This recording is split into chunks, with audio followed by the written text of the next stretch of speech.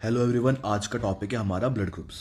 तो blood group से related ये सारे क्वेश्चंस मोस्टली पूछे जाते हैं। तो यूनिवर्सिटी एग्जाम्स के मैंने लास्ट 10 ईयर्स के पेपर्स को देखा और उसके अंदर ये 6 टाइप के क्वेश्चन मोस्ट कॉमनली पूछे जाते हैं ब्लड ग्रुप से रिलेटेड।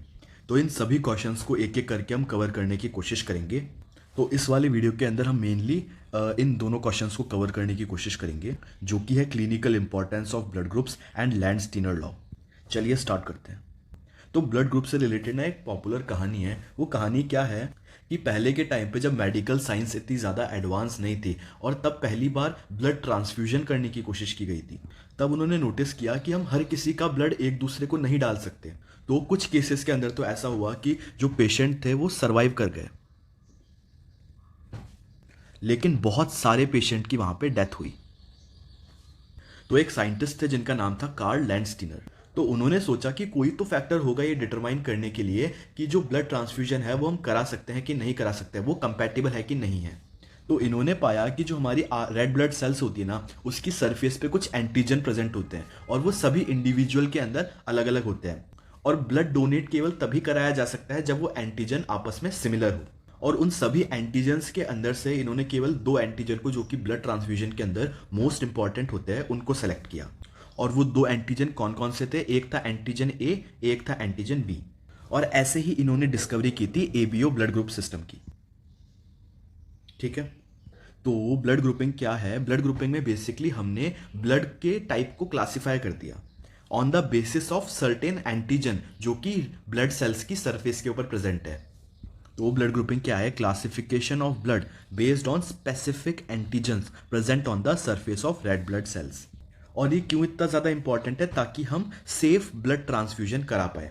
जैसा कि पहले के टाइम पे हुआ था ना, बहुत सारे पेशेंट्स की डेथ हो गई थी, तो वो चीज़ ना हो इसलिए हमें ब्लड ग्रुप्स की नॉलेज होना बहुत ज़्यादा ज़रूरी है। वैसे तो डिपेंडिंग ऑन एंटीजन बहुत सारे ब्लड ग्रुप सिस्टम है, लेकिन जो सबसे मोस्ट पॉपुलर और मोस्ट क्लिनिकली इफेक्टिव है वो कौन सा है? ABO blood groups. इसको डिस्कवर किसने किया था? तो कार्ल लैंडस्टीनर ने इसको डिस्कवर किया था।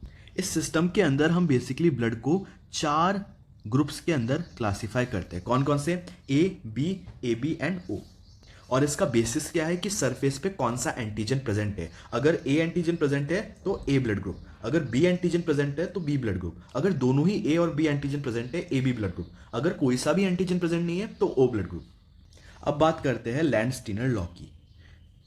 तो लैंडस्टीनर लॉ क्या कहता है कि हमारी बॉडी के अंदर जो भी एंटीजन, फॉर एग्जाम्पल 2 एंटीजन होने चाहिए, एक होना चाहिए ए, एक होना चाहिए बी। जो भी एंटीजन एब्सेंट होता है ना, उसके अगेंस्ट एंटीबॉडीज हमारी बॉडी के अंदर प्रेजेंट होती है। मतलब हमारी आरबीसी के ऊपर जो भी एंटीजन एब्सेंट होगा उसकी एंटीबॉडी हमारी बॉडी के अंदर प्रेजेंट होगी। इस चीज़ को हम एक टेबल की मदद से समझते हैं। फॉर एग्जाम्पल अगर हमारा ब्लड ग्रुप है ए, तो हमारी आरबीसी के ऊपर एंटीजन कौन सा प्रेजेंट होगा? ए। अब ए एंटीजन है तो एब्सेंट कौन सा हुआ? B antigen. तो उसी के अगेंस्ट हमारी बॉडी के अंदर एंटीबॉडी प्रेजेंट होगी। कौन सी एंटीबॉडी? Anti B antibody. अगर हमारा ब्लड ग्रुप है बी, तो हमारे ब्लड ग्रुप में आरबीसी, हमारे ब्लड के अंदर आरबीसी के ऊपर कौन सा एंटीजन हुआ? Antigen B. कौन सा एंटीजन एब्सेंट हुआ? ए। तो उसके अगेंस्ट एंटीबॉडी हमारे पास प्रेजेंट होगी। अगर दोनों एंटीजन प्रेजेंट है तो हमारे पास आरबीसी के ऊपर भी दोनों एंटीजन होंगे। अब दोनों एंटीजन है तो एंटीबॉडी किसके अगेंस्ट बनेगी? किसी के अगेंस्ट नहीं। तो यहाँ पे किसी के अगेंस्ट एंटीबॉडी नहीं होगी। अब ब्लड ग्रुप है ओ, यानी कि हमारे पास आरबीसी के ऊपर कोई भी एंटीजन प्रेजेंट नहीं है, तो एंटीबॉडीज कौन सी होगी? Anti A antibody and anti B antibody. तो यही स्टेटेड है लैंडस्टीनर लॉ के अंदर कि हमारी बॉडी वो एंटीबॉडी प्रोड्यूस करेगी जिसके अगेंस्ट हमारा एंटीजन एब्सेंट होगा। और उसी चीज़ को यहाँ पे थ्योरेटिकली भी मेंशन किया हुआ है कि जिनका ब्लड ग्रुप ए है उनमें एंटी बी एंटीबॉडीज प्रेजेंट होगी एंड वाइस वर्सा। अब बात करते हैं इसके क्लिनिकल इंपॉर्टेंस की। अगर आपको स्टार्टिंग की कहानी याद हो तो हमने ब्लड को ग्रुप्स के अंदर क्लासिफाई ही क्यों किया था? क्योंकि हमने देखा था कि हम हर किसी का ब्लड एक दूसरे के अंदर नहीं डाल सकते, क्योंकि ऐसा करने पे सीवियर रिएक्शंस हमको देखने को मिलती है और ऐसी रिएक्शन, एडवर्स रिएक्शंस ना हो इसलिए हमने ब्लड ग्रुप्स को यूज़ किया। तो इसके 2 क्लिनिकल इंपॉर्टेंस है। पहला तो है प्रिवेंटिंग ट्रांसफ्यूजन रिएक्शन, कि इन केस इनकम्पैटिबल ब्लड को अगर हम यूज़ कर लेते हैं तो वहाँ पे मैसिव हीमोलाइसिस हमें देखने को मिलता है due to recipients antibody attack और डोनर एंटीबॉडी अटैक। और वो कंडीशन लाइफ थ्रेटनिंग भी हो सकती है, क्योंकि स्टार्टिंग की स्टोरी में हमने डिस्कस किया था कि बहुत सारे पेशेंट की डेथ हुई थी।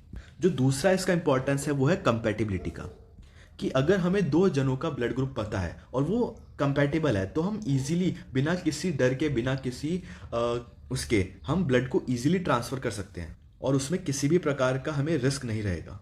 जैसे कि जो ओ नेगेटिव ब्लड ग्रुप था ना, ओ नेगेटिव पॉजिटिव की बात छोड़ देते, जो ओ ब्लड ग्रुप था हमने देखा था उसके पास किसी भी टाइप की एंटीबॉडीज प्रेजेंट नहीं थी, तो वो कैसा हो गया, यूनिवर्सल डोनर हो गया। सॉरी, जो ओ नेगेटिव, जो ओ ब्लड ग्रुप था उसके पास किसी भी तरह का एंटीजन प्रेजेंट नहीं था, तो अब एंटीजन नहीं है तो उसे हम कहीं भी ट्रांसफ़र कर सकते हैं, बिकॉज उस एंटीजन के अगेंस्ट एंटीबॉडी बनेगी ही नहीं, क्योंकि एंटीबॉडीज लैंडस्टीनर लॉ के अगेंस्ट हमेशा एब्सेंट एंटीबॉडीज के लिए बनती थी।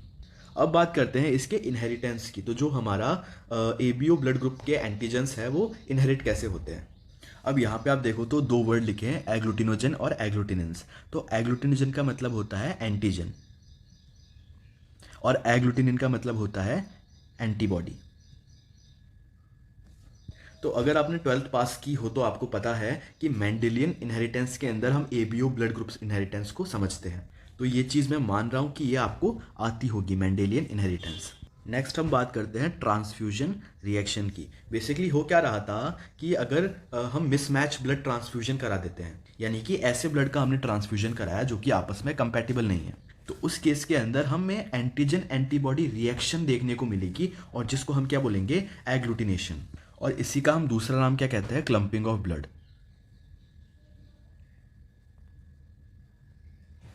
और ऐसे केस के अंदर जो हमारे आरबीसी है उनका डिस्ट्रक्शन हो जाएगा। क्या होगा, डिस्ट्रक्शन, और उसको हम क्या बोलते हैं, हीमोलाइसिस। यहाँ पे लाइसिस है, लाइसिस का मतलब क्या होता है, ब्रेक डाउन। हीमो यानी ब्लड सेल्स, तो रेड ब्लड सेल्स का यहाँ पे ब्रेक डाउन होता है और उसकी वजह से हमें कुछ कंडीशंस देखने को मिलती है, लाइक एनीमिया, जॉन्डिस एक्सेट्रा।